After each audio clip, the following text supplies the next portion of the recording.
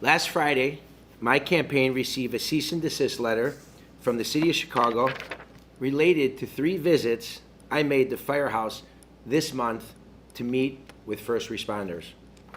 The interesting thing is, we had already ceased and desisted.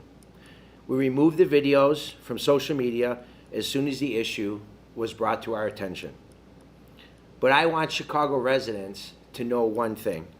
I will turn off the cameras for now, but I will never turn my back on the men and women in the first responder community in Chicago.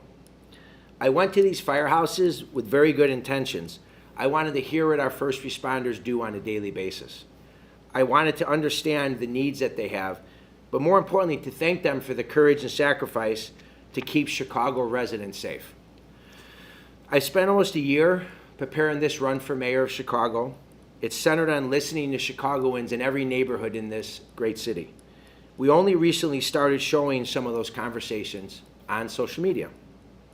But aside from that, I really can't help but notice how quickly City Hall responded to my social media post. Our last Firehouse video went up on Monday, August 17th, and by Friday, August 21st, the City Law Department had already sent me a letter. It's really amazing to me what Chicago city government can accomplish in 4 days when it really decides that something is a priority. I don't think my visits as a candidate to a firehouse should be that priority.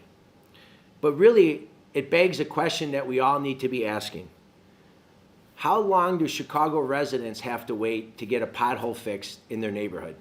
How long do Chicago residents have to wait to get their street repaired or branches removed after some of these horrific storms? Or more importantly, when residents have their sewers clogged with leaves from the previous autumn and it causes flooding, how long do residents have to take to get those services done?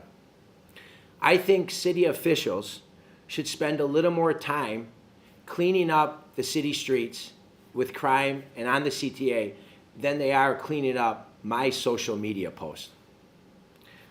An outsider like me puts on a social media post talking to firefighters, and all of a sudden City Hall kicks into high gear and has a high sense of urgency.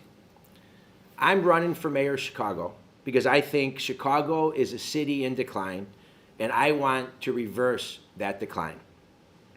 When I talk to people all across this great city on a daily basis, I just keep hearing the same thing over and over again. They want safer neighborhoods. They want to feel safe riding our CTA system. They want economic growth and a stable property tax base. And they want schools that are actually going to teach our children to read. These are the things that City Hall should be fixated on, not a candidate's social media post. Thank you very much for your time.